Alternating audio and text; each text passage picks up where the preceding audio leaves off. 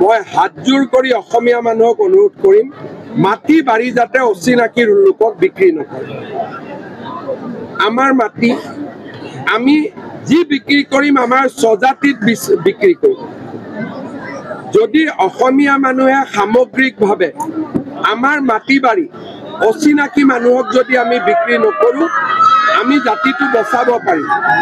কিন্তু যদি আমি অচিনাকি লোকক মাটি বিক্ৰী কৰি থাকোঁ আৰু জয় আই অসমো কৈ থাকোঁ, দুইটা একেলগে নাযাব। ভাড়া ঘৰ দিওঁতেও সাৱধান হ'ব লাগিব। কাৰোবাক যেতিয়া ভাড়া ঘৰ দিম তেতিয়া সাৱধান হ'ব লাগিব যে ভাড়া ঘৰটোৱে যাতে মূল ঘৰ হৈ নাযায়। যেতিয়া জাতিয়ে একেলগে জঁপিয়াই পৰিব যে আমি ভাড়া ঘৰ দিওঁতেও 10 বাৰ চিন্তা কৰিম আৰু মাটি বিক্ৰী কৰোঁতে 100 বাৰ চিন্তা কৰিম, আমাৰ জাতিটো সুৰক্ষিত হ'ব। এইটো এটা ভুল বুজাবুজি। দিলীপ শইকীয়াই তেনেকে কোৱা নাছিল। ইলেকশ্যন আছিল কাৰণে কথাটো মানুহে ডাঙৰ কৰি আছে। বিজেপিয়ে ট্ৰাইবেল জনজাতি লোকৰ সুৰক্ষাৰ বাবে যিমান কাম কৰিছে আগত কোন চৰকাৰে কৰিছিল? বিজেপিয়ে আজি সকলো অঞ্চলতে জনজাতীয় লোক বুলি ক'লে আমি প্ৰথম। এই নীতি কাৰ আছিলে? গতিকে বিটিআৰত ইলেকশ্যন আছে কাৰণে দুই এজনে দিলীপ শইকীয়াই যি ভাৱত কৈছিল সেই ভাৱত কথাটো নলৈ তাক পকাই আছে। মই অনুৰোধ কৰিম যে এইবিলাক কৰি লাভ নাই, কাৰণ নৰেন্দ্ৰ মোদী, অমিত শ্বাহ, হিমন্ত বিশ্ব শৰ্মাৰ জনজাতি লোকৰ প্ৰতি আমাৰ যিটো দায়িত্ব বা আমি যিখিনি কৰি আছো তাক সকলোৱে দেখি আছে। গতিকে মই ভাবোঁ যে এই কথাটোত ইমান একো তেওঁ কোৱা নাছিল যিটো কথাৰ কাৰণে ইমান আমি খং খাব লাগে। কেতিয়াবা ৰাজনীতি মানে কথা কওঁতে পেপাৰে বেলেগকে সোধে, কেতিয়াবা 10টা বুম আহি যায়, মাজত কিবা এটা কথা ওলাই যায়, সেইটোতো মনত ভাবি কোৱা কথা নহয়। কুমাৰ ভাস্কৰবৰ্মাক লৈ আপোনালোকৰ চৰকাৰখনে যথেষ্ট পদক্ষেপ গ্ৰহণ কৰিছে। এগৰাকী যিটো ৰজা আছিলে আৰু তেওঁৰ যিটো হিষ্ট্ৰী, সেই হিষ্ট্ৰীটো আগুৱাই লৈ যাবৰ বাবে চৰকাৰে কেনেকৈ? কুমাৰ ভাস্কৰবৰ্মা কামৰূপৰ নিপতি আছিল আৰু তেওঁ সেই সময়তে ভাৰতৰ ভিতৰতে এজন ক'ব গ'লে পাতস্মৰণীয় এজন ব্যক্তিলৈ ৰূপান্তৰ হৈছিল। হিউৱেন চাং তেখেতৰ ৰাজসভাত আহিছিল আৰু অসমীয়া হিচাপে ইমান সেই সময়ত যিটো আমাৰ প্ৰি ইণ্ডিয়ান হিষ্ট্ৰী পিৰিয়ডত প্ৰাগ ঐতিহাসিক কালত ইমান সফল ৰজা আগত নাছিল। ভাস্কৰবৰ্মা, ভগদত্ত, এই দুইজনকে আজি আমি সন্মান প্ৰদৰ্শন কৰিছোঁ। আৰু যিখন গুৱাহাটী ক্লাবৰ পৰা চান্দমাৰীলৈকে আমি উৰণীয়া সেতু বামুণী মৈদামলৈকে বনাই আছোঁ, সেইখনো আমি মহাৰাজ পিথুৰ নামত উৎসৰ্গা কৰোঁ। ভগদত্ত, পিথু, ভাস্কৰবৰ্মা, লাচিত বৰফুকন, চিলাৰায়, সতী সাধনী, সতী ৰাধিকা, এইসকল আমাৰ পাতস্মৰণীয় আৰু তেখেতসকলৰ কাৰণে আমি যিমান কৰিব পাৰিম তাক আমি কৰি যাম। এতিয়া দুই এদিনতে আমি সতী সাধনীৰ এটা বিশাল প্ৰতিমূৰ্তিও আমি উজনি অসমত স্থাপন কৰাৰ বাবে চেষ্টা কৰিছোঁ। অৰ্থাৎ অসমৰ জাতীয় জীৱনৰ নায়ক নায়িকাসকল মহাপুৰুষ শ্ৰীমন্ত শংকৰদেৱৰ জন্মভূমি নৱেম্বৰ মাহত আমি উদ্বোধন কৰিম। একেবাৰে চমক লগা পৰিৱৰ্তন। এই গোটেই কামবিলাক আমি কৰিছোঁ, যিটো মোদী ডাঙৰীয়াৰ ভাষাত বিৰাসত ভি বিকাশ ভি। Thank you sir, thank you sir. আজি নলবাৰীত 576 কোটি টকাৰ বিভিন্ন উন্নয়নমূলক আঁচনি কাম ৰাজ্য চৰকাৰে শুভাৰম্ভ কৰিছে। ইয়াৰ লগে লগে নলবাৰীৰ নিৰ্মীয়মান কুমাৰ ভাস্কৰবৰ্মা উৰণীয়া সেতু উদ্বোধন হৈছে। ভগ্ৰাপাৰৰ পৰা নলবাৰী মেডিকেল কলেজ যোৱাৰ বাবেও নতুন এখন উৰণীয়া সেতুৰ প্ৰস্তাৱ কৰা হৈছে। নলবাৰী চহৰৰ বাবে 24 ঘণ্টা পানী যোগান আঁচনিও প্ৰস্তাৱ কৰা হৈছে।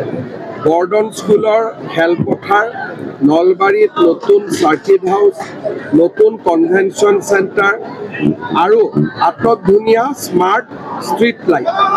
এক প্ৰকাৰ ক'ব গ'লে নলবাৰীৰ এই আঁচনিবিলাক সম্পূৰ্ণ হ'লে নলবাৰী অসমৰ অগ্ৰণী নগৰসমূহৰ ভিতৰত এখন হৈ পৰিব।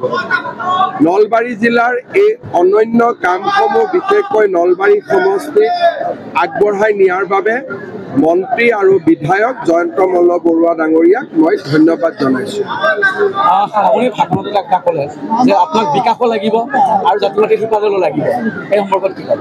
চব প্ৰধানমন্ত্ৰী নৰেন্দ্ৰ মোদী ডাঙৰীয়াই আমাক এটা অমোঘ মন্ত্ৰ দিছে।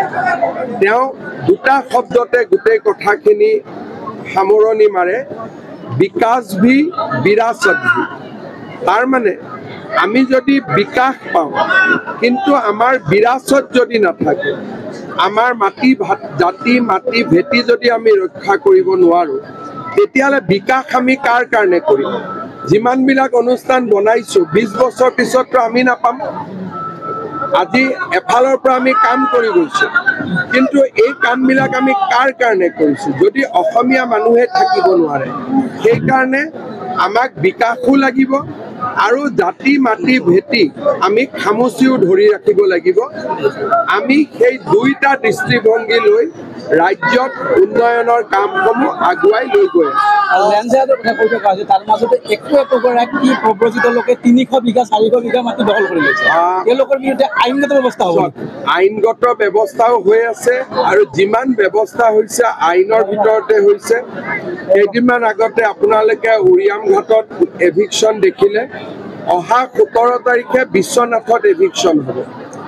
আৰু এই ধৰণে আমি যিসকলে 100 বিঘা 200 বিঘা 50 বিঘা মাটি দখল কৰি ভূমিহীনৰ নামত নাটক কৰি আছে, এই নাটকখন আমি বন্ধ কৰি দিম। টাৰ্গেট বহুত ডাঙৰ, কিন্তু এটা 5 বছৰতে ইমান কৰিব নোৱাৰি। কিন্তু আমি যিমান পাৰোঁ আমি কাম কৰি গৈ থাকিম, যাতে আমাৰ জাতি মাটি ভেটি সুৰক্ষিত হয়। এটা ডাঙৰ প্ৰশ্ন হৈ আছে, কেঞ্চাৰ বেমাৰৰ যিটো মাচুল বৃদ্ধি, সেইটোৰ ওপৰত সাধাৰণ বেমাৰৰ তেনেকৈ হেৰি হ'ব নেকি? সেইটো মাচুল বৃদ্ধিটো বাতৰি কাকতত ভুল কৰি প্ৰকাশ হৈছে। গুৱাহাটীত আজি মই স্পষ্টীকৰণ দি আহিছোঁ। মাচুল বৃদ্ধি হৈছে যাৰ কাৰ্ড আছে, আয়ুষ্মান কাৰ্ড বা ইঞ্চুৰেঞ্চৰ কাৰ্ড, ONGC অইল ইণ্ডিয়াৰ কাৰ্ড। এই কাৰ্ডত যদি মাচুল বৃদ্ধি হয়, কাৰ্ডৰ মানুহেতো দিব নালাগে, চৰকাৰেহে দিব। যিসকলৰ কাৰ্ড নাই তেওঁলোকৰ কাৰণে কোনো মাচুল বৃদ্ধি হোৱা নাই। মিডিয়াই গোটেই বিষয়টো ভিতৰলৈকে নগৈ পেলাই তেওঁলোকে বাতৰিটো পৰিৱেশন কৰিছে। অসম চুক্তি 40 বছৰ হ'ল। 40 বছৰ হ'ল। আজি লুৰিণজ্যোতি গগৈৰ সৈতে এজেপিয়ে সংবাদমেল সম্বোধন কৰিছে আৰু আপোনাৰ লগতে বিজেপি চৰকাৰক সমালোচনা কৰিছে। 11 বছৰীয়া শাসনকালত বিজেপিয়ে প্ৰতাৰণা কৰা। লুৰিণজ্যোতি গগৈয়ে যোৱাকালি ৰাহুল গান্ধীৰ ভৰিত ধৰি আহিছেনে নাই? অসম চুক্তি অসম আন্দোলনৰ ফলশ্ৰুতি 855 জন শ্বহীদক কোনে গুলীয়াই হত্যা কৰিছে? ৰাহুল গান্ধীৰ দেউতাকে, ৰাহুল গান্ধীৰ আইতাকে, ইন্দিৰা গান্ধী আৰু ৰাজীৱ গান্ধীয়ে। গতিকে যিজন মানুহে যোৱাকালি ৰাহুল গান্ধীৰ ভৰিত ধৰি আহিছে, তেওঁক মই উত্তৰ দিব নালাগে। মই ৰাহুল গান্ধীক বুঢ়া আঙুলি দেখুৱাই আহিছোঁ। এইটোৱে পাৰ্থক্য। অসমীয়াৰ পাৰ্থক্য এইটোৱে। মই ৰাহুল গান্ধীক বুঢ়া আঙুলি দেখুৱাইছিলোঁ, লুৰিণজ্যোতি গগৈ ভৰিত ধৰি আহিছে। ইমানে পাৰ্থক্য। অসম চুক্তিক লৈ আপোনালোকে কাম কৰি আছে আৰু আগন্তুক দিনত আমিতো অসম চুক্তিৰ ওপৰত গৈ আছোঁ। অসম চুক্তিয়ে যি কৈছিলে তাতকৈতো আমি বহুতখিনি আগুৱাই গৈ আছোঁ। আজি যদি আমি এনেকে নাথাকিলোহেঁতেন, আজি আমাৰ জাতিটোৰ কি অৱস্থা হ'লহেঁতেন?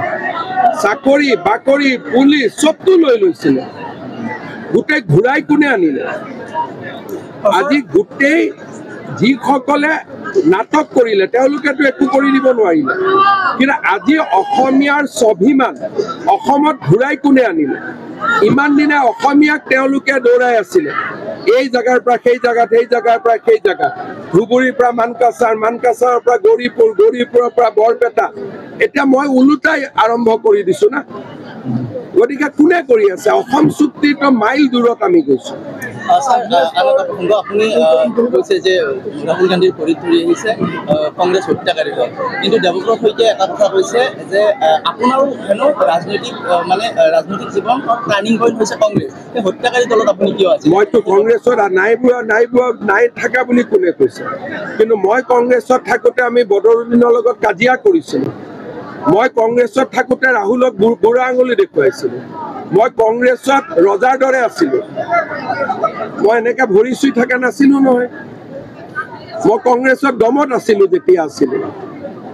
কংগ্ৰেছত থাকোঁতেতো মই দমত আছিলোঁ। কেতিয়াবা তলত থকা দেখিছিল নেকি মোক? মইতো দমত আছিলোঁ। গতিকে কোনোবাই যদি যি দলতে নাথাকক কিয় দমত থাকিব লাগিব না। কংগ্ৰেছত থাকোঁতেওতো মই অসমীয়া মানুহৰ কাম কৰি আছিলোঁ। গতিকে মই কংগ্ৰেছত নাই বুলিতো কোৱা নাই। ময়ে এজন পলিটিচিয়ান যোনে কংগ্ৰেছত থকা দিনৰ টুইট মই এটাও মুচি দিয়া নাই। নহ'লে মানুহে বিজেপিত জইন কৰাৰ আগতে চব পুৰণাবিলাক মুচি দিয়ে। এতিয়া মইতো মোৰ অতীতটোক অস্বীকাৰ কৰা নাই, কিন্তু লগতে কৈছোঁ যে অতীতটো বহু পৰিমাণে ভুল আছিল। বিজেপিত আমি 10-15 বছৰ আগতে যোগদান কৰিব লাগিছিল, সেইটোতো মই কৈ আছোঁ। গতিকে তেওঁলোকে সেই কথাটো মনত ৰাখিব লাগে।